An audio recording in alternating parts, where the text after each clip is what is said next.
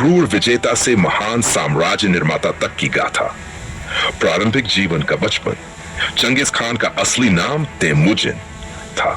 वह 62 टडेस-ई में मंगोलिया के घुमंतु कबीले में पैदा हुआ।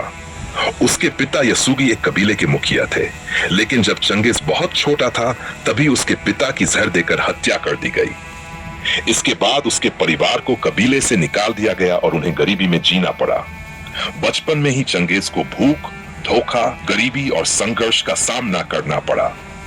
उसने तभी यह ठान लिया था कि एक दिन वह इतना शक्तिशाली बनेगा कि कोई उसे और उसके लोगों को नीचा नहीं दिखा पाएगा।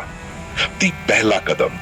तेमुजिन ने धीरे धीरे आसपास के छोटे छोटे मंगोल कबीले एकजुट करना शुरू किए। वह एक बेहतरीन रणनीतिकार और प्रेरक नेता था। उसने अपने पुराने दोस्त जामुखा से भी दोस्ती की, लेकिन बाद में दोनों के बीच संघर्ष हुआ। जामुखा ने उसे हराया और उसके कई साथियों को मार दिया, लेकिन चंगेज ने हार नहीं मानी। कुछ वर्षों बाद उसने अपने दुश्मनों को एक कर हराकर ट्रावुसेट्स-ई में मंगोलिया के सभी कबीलों को एक झंडे के नीचे एकत्र कर लिया और खुद को चंगेज खान, जिसका मतलब होता है समस्त समुद्रों का शासक, घोषित किया। विजय यात्रा की शुरुआत। अब चंगेज खान की निगाहें मंगोलिया से बाहर की दुनिया पर थीं। वह जानता था कि यदि उसकी शक्ति को अमर बनाना है तो उसे बड़े साम्राज्यों को हराना होगा। उसने चीन पर आक्रमण। उसने सबसे पहले चीन के जिन साम्राज्य पर हमला किया। कई वर्षों की लड़ाई के बाद उसने उत्तरी चीन पर अधिकार कर लिया। उसने चीनी नगरों पर चढ़ाई की, दीवारें तोड़ी और राजधानी पर कब्जा किया। मध्य एशिया की ओर रुख। इसके बाद उसने ख्वारिज़्म साम्राज्य, जो आज के ईरान, अफगानिस्तान और मध्य एशिया में था, पर हमला किया। इस साम्राज्य ने चंगेज के व्यापारियों को मार डाला था और बदले में चंगेज ने पूरे साम्राज्य को तबाह कर दिया। रूस और यूरोप तक सफर।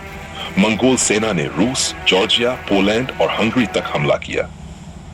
मंगोल सेना बेहद तेज, अनुशासित और क्रूर थी। वो युद्ध में घोड़ों का अद्भुत प्रयोग करते थे। प्रशासन और नीति। युद्ध के मैदान में भले ही चंगेज खान निर्दयी था, लेकिन शासन के मामले में वह बहुत ही कुशल था। व्यवस्था। उसने एक प्रभावशाली डाक व्यवस्था बनाई।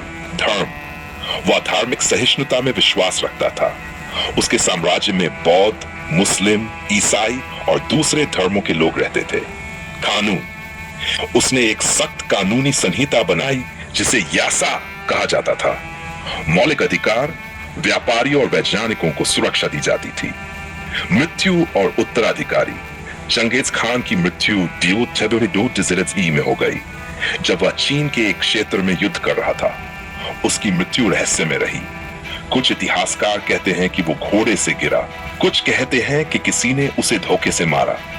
उसकी मौत के बाद उसका साम्राज्य 4 हिस्सों में बांटा गया, लेकिन उसके वंशजों ने सेंचुरी तक एशिया और यूरोप के बड़े हिस्सों पर राज की खान की विरासत उसे इतिहास का सबसे बड़ा साम्राज्य निर्माता माना जाता है।